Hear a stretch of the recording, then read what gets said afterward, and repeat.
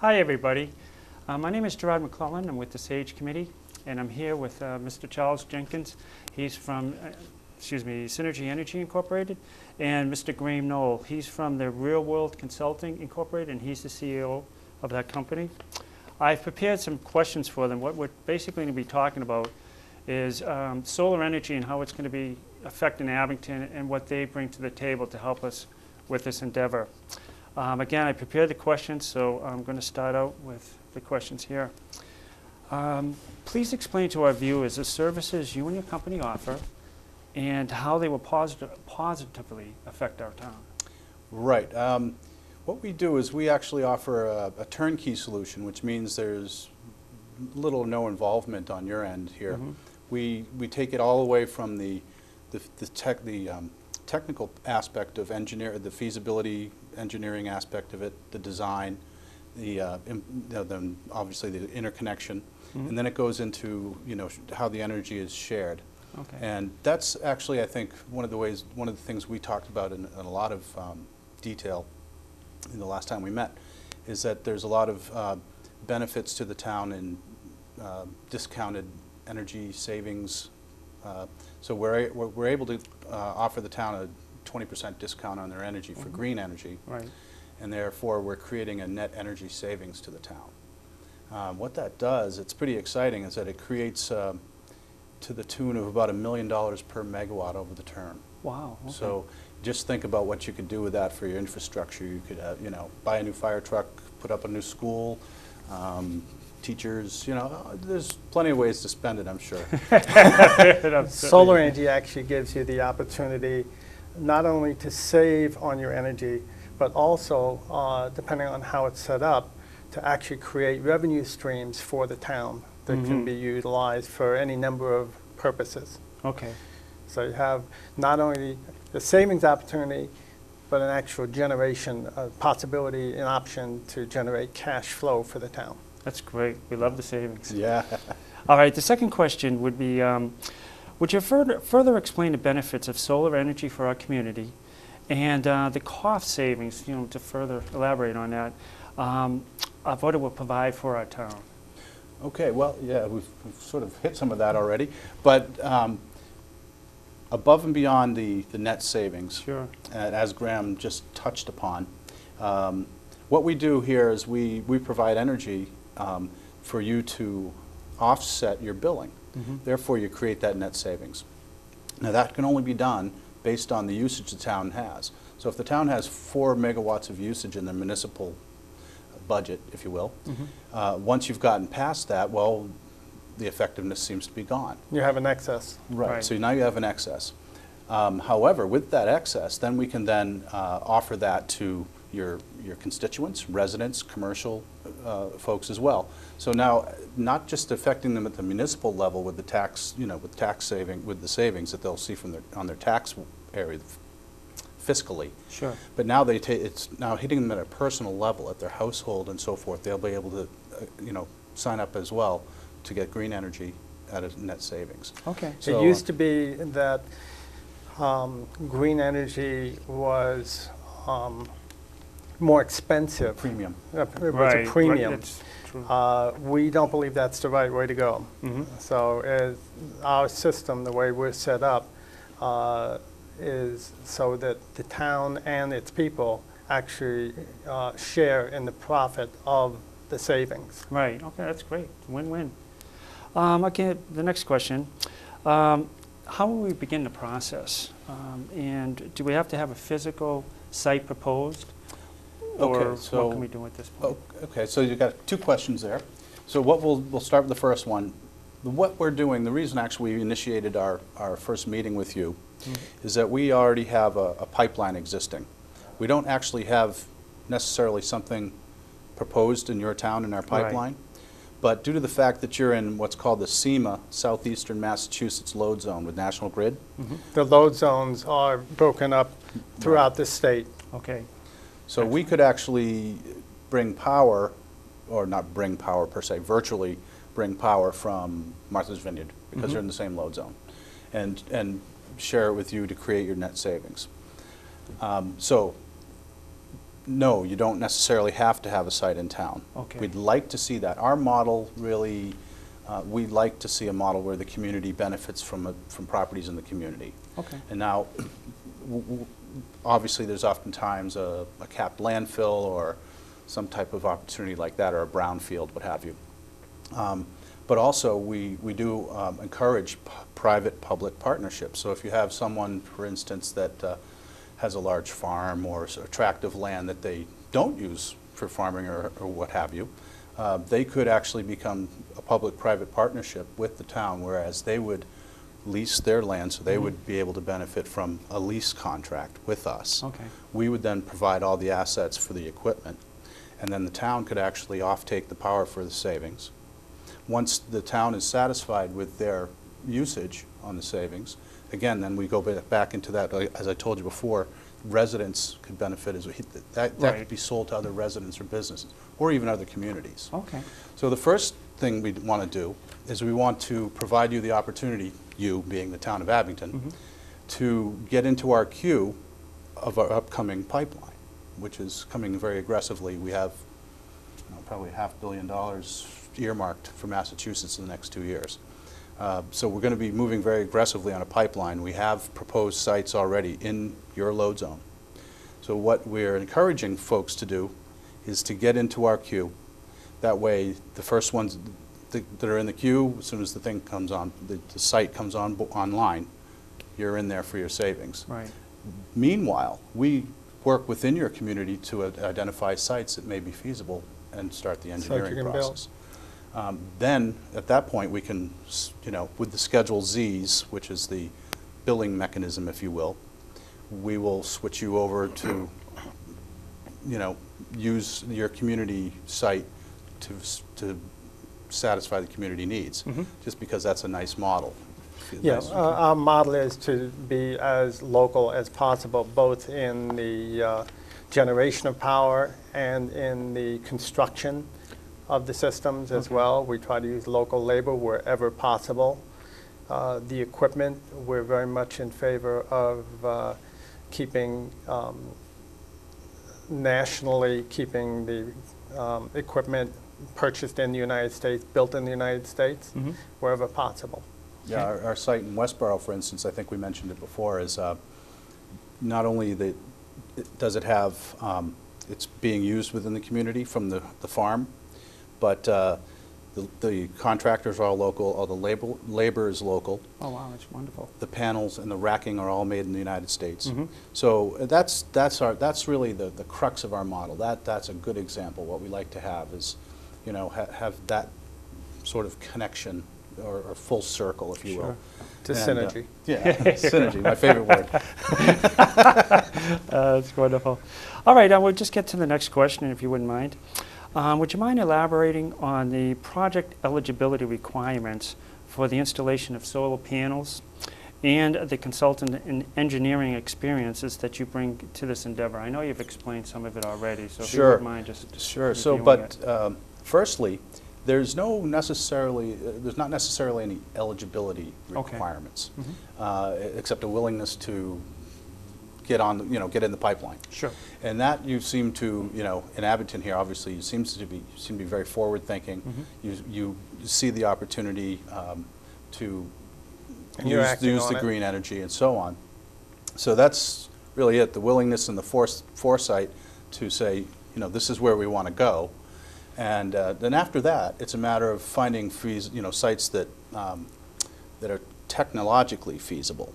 So we have to obviously work within what the utilities, we may find a site that looks perfect, but the infrastructure won't support it in that area because it hasn't been upgraded, which to a certain extent we can upgrade infrastructure. Okay. However, so I guess the bottom line is there's no real eligibility except for just wanting to get, to do it.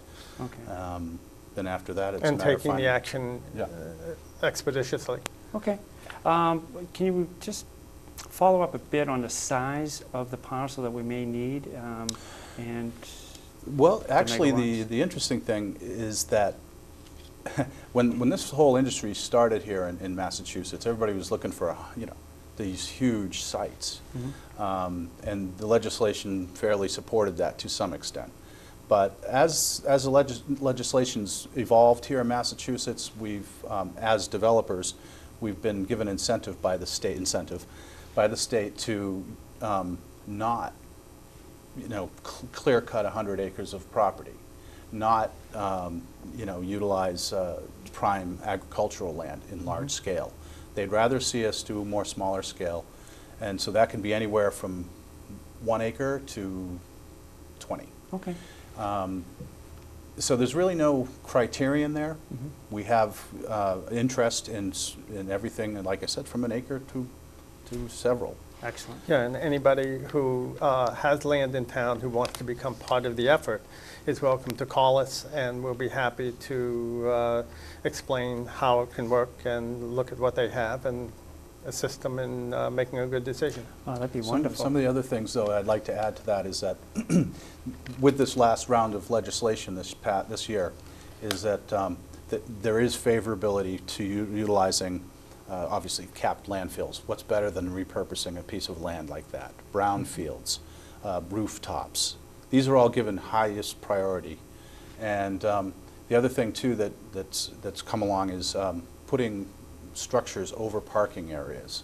Oh, yes, you mentioned that at the Right, last meeting. which yeah. is, a lot of people really like that. I never really thought there'd be a lot of impact, but people say, well, gee, that'd be wonderful to actually have that covered. I could rent that space out, or think it would be, to have that space covered. Especially in like DPW yards, things of that nature. You wouldn't have thought of that before, but if you had all that covered, it could be. Another that's good issue is, I understand in town that you're looking at the possibility of a new school. Right, exactly. Setting the school up in its design phase to accommodate this would lead to a more efficient use of the roof and surrounding areas. Okay. And it would be profitable for the town. The other thing Sure, that would just be. leads me right into another aspect of our model, whereas it's not just a matter of creating green energies and so on, and helping the community financially and to use green energy, but now we're able to affect the community in other ways. For instance, creating a practical lab on your school premises, which then we can follow up with a curriculum we've already developed. One of our engineers, he did his graduate work at Stanford University. I see.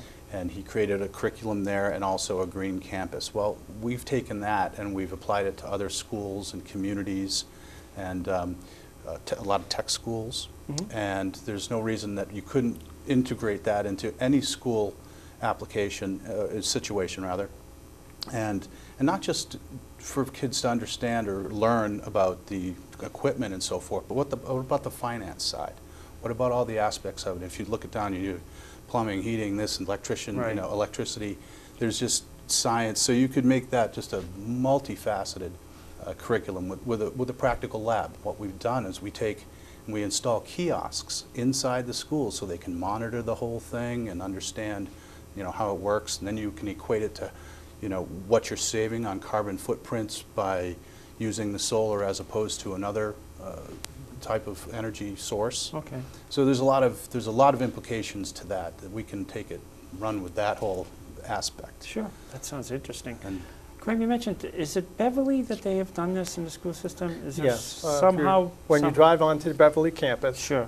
Beverly High School campus, they built a new facility which is highly energy efficient. It's actually the whole school is a learning lab.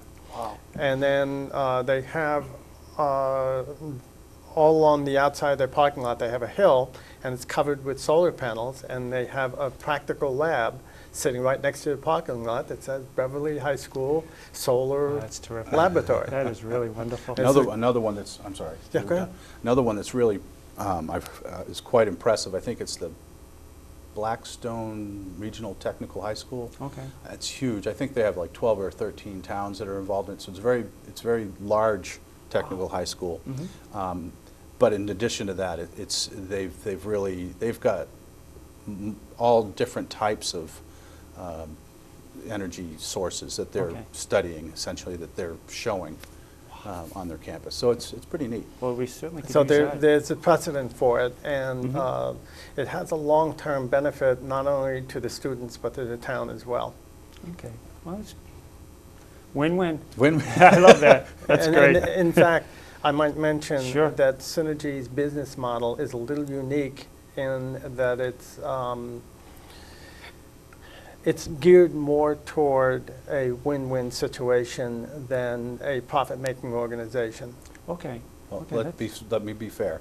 We like to make money. We're here to make No money. question. Right, fair enough. No, certainly But- understand in there. that. But I think there is, there's a lot of important aspects that can be gained here besides just, let's save you money on power, green Right. power. Right. There's a lot of ways that the community can benefit that is, aren't necessarily, I don't want to say exploited, but addressed Right. by other business models. No, fair enough. Okay. Next question. I think we already touched somewhat on the capacity of the megawatts that we talked about. Did we or did we not? I think we talked about the land mass and, Yeah, and so okay. forth. So- So do you want to elaborate further, or do you think Why we... don't you read your question. Okay, well, the question itself was, what capacity of megawatts will we need to prepare for as we move forward with That's locating unlimited. a parcel of land? Right. So, again, you're asking about the parcel of land at the end. Right, exactly. So, and we have touched upon this here, but let's just try to give it a summary. Okay, fair The enough. summary is this, is that the town uses a certain amount of energy at the municipal level, okay? And let's say that number's 4, because I think that, in my back of my head, you had some Right, 4, we were 4 talking point about something, roughly in that plus or range. minus. Mhm. So what happens is whether it's actually in your town or it's the next town over in the same load zone, we can assign the credits to the credits from the power that we produce and put into the grid. Okay. That then is, you're able to create your net savings, all right? After you've off-taken enough of this power to You've used satisfy the your capacity, usage, you filled the right? capacity. Mhm. Well, you're able to then, now you're into the other side of it where you're actually able to resell, you're able to sell it. Right, right. So if you had a site on your landfill, but you've already offset all your capacity and you're getting the net savings on all your capacity, and now you've built your landfill, well, now you've just got a money-making machine, because now you can just sell it. Right. You're not just creating a net savings, you're able to actually sell You're the actually power. creating a cash flow, positive cash flow for the Right. town Right. that can be used for any number of things, and we assist in actually finding the off-takers for that power. Okay. Right. All right. That's a That's the good key. point, That's actually, excellent. because it's important for us, from our investors' standpoint, is that this power is actually sold or assigned. Because as far as the regulations go, if it's not assigned, first of all, you can't even get your application into the utilities anymore. It has to have somewhere to go. Otherwise, they're just saying you're going to get wholesale prices that, they're going to ground it or what have you at the utility level. So we are very motivated to help Right. place that power. So it's pretty, there's no actual limit on it, if you will. There is. Yeah, there are options. Right. And as the town gets into it, the first step is to take the power as soon as possible to start gaining the savings. The second is to look for municipal possibilities for putting systems in place. At the same time, looking at private possibilities in town. And then as the town builds up, surpasses the capacity, the cash flow goes positive, and the town now has a positive cash flow that can be applied to whatever the town needs to use it for. Okay, that's great, interesting point. I love that. Number 6, if you wouldn't mind. Let me just read this briefly. We already talked about the generation needs. I think the next question really would be our last question, unless you want to elaborate further on anything we discussed. But basically, what it is, you mentioned the educational labs, which we talked about in the other communities. But is there a way that we can find out more information about it, whether it be through a link of a website that we can give to our viewers later on, or to other people, just to kind of help us to kind of plan for this down the road? Would you happen to have any way that we can find this out? Do you understand what I'm saying? No. What I'm trying to say is, how can we further look into the Beverly or the Blackstone projects. Oh, I Are there see. contact information that might be available? Yeah, no, I don't have any. Okay. We just know of them. Yeah, We're not directly involved with those particular projects. Okay, oh, are you, okay. I would say that you can, I may have actually the link site for Stanford. Oh, okay. I'll You look at mentioned that for Stanford you. project as Right, well. right. Okay. Because I could probably supply that. I don't have it off the top of my head. Oh, not a problem, sure. But what I would encourage folks to do, if they feel as though they'd like to learn more, reach out to yourself or anybody else on the S.A.G.E group who's obviously spearheading this effort and has taken the time to, try to disperse this information, to just contact somebody that they can, and we'll make sure that we find a way to get them some information. Yeah, I'd just love to put the link. We have a website. Right. That I'd Oh, you love do? to. Yes, okay, we do. so that'd be we'll work with you closely to Absolutely. make sure that we can satisfy all appetites for further information. I'd be happy. No problem. We'd welcome the Oh, that's opportunity. great. We're very happy to see towns such as Abington with a real legitimate interest and enthusiasm for implementing this type of project. And we have to give you a lot of credit for taking the bull by the horns and moving ahead with it. Well, thank The you. other thing too is I would add, and I've added this. I've told this to some other communities we've worked with thus far who have sort of taken this lead as well. Is that it is forward thinking. It's fairly new, so it's unknown sometimes, but it should be sort of proud of that. That you've vetted it, you've thoroughly, taken a look at this, you see the benefits, obviously, and you're making something happen. And it's going to be exciting because I think, again, one of the things that we like to do is involve the community and take it so that it's several different levels and permutations throughout the community, so people can sort of grab onto it and own it and say, like, hey, look what we're doing. Right. And If now I you're may. moving into Yeah. the green communities, aspect, and this is just one step in that, but it really helps. No, it certainly does. And but this we're is something getting that, there. like you said, you get the kids in the school exposed to it and this and that, and you get a community sort of interest and ownership to this, and people will be coming up to you in the next couple of years saying, right on, S.A.G.E, Well, let's hope. Just an aside, a lot of people, because it is new, still have concerns about how energy is actually generated. With solar energy, it's actually just about the cleanest possible carbon footprint there is. Great point. It does not generate any emissions. It has no radiation to it. It only absorbs radiation. It's quiet. And just like the telephone poles that everybody's gotten used to, once you see them for a while, they sort of disappear. So unlike other methods that are polluting, hazardous, or noisy, create visual issues, aesthetically unpleasing, solar typically is done in areas where they're not seen that much. Well, that's the way we do it, John. And that's what we try to do. Our sites are, we've had plenty of opportunities to put a site in some place that might really bother people. But we'd rather, there's plenty of sites out there that you can choose them with integrity, I guess is what it is, and be intelligent about it. And make sure you're not, ruining our quaint New England charm here.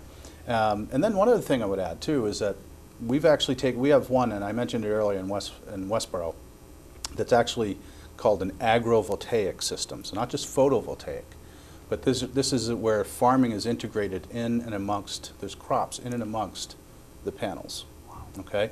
And it's not done a lot around here, but in Europe you'll see it more often. But it raises the usage of the land by like 37% from traditional usage. Wow. So it's, now we're talking, and shade crops can be grown underneath. Animals can be grazing under it. Wow, that's terrific. Yeah. That is awesome. Yeah. It really is. So yeah, we're really excited about the possibilities, and I think we're just getting started. And as in Massachusetts here, actually, people are really embracing it. Our culture is, everybody likes the whole green idea, but now that they're starting to learn about it and see what some of the benefits are, on a lot of different levels. It's really exciting to see that we're getting traction. And the interest is high, and we're being welcomed instead of saying, oh yeah, whatever, you know. That's Makes it terrific. easier, you know, to get out there and try to get it done. But Well, that's great. If anybody has any questions, make sure they ask you. And Sure. if you have any questions, by all means, get in touch with us, and we will give you a comprehensive answer. Okay. That's a great point. Yeah. If you have any questions, you know, feel free to call or actually to email our website. I believe it's www.abingtonsage.com. And on behalf of the town of Abington, you know, SAGE committee as well. And really, thank you very much for taking the time to come in and talk to us. We're happy to really, be here. our pleasure. Thanks for the opportunity. Well, thank you, John. Thank you. Thank you, Greg. Okay, well, that's it. Thank you very much. I don't know what else to say.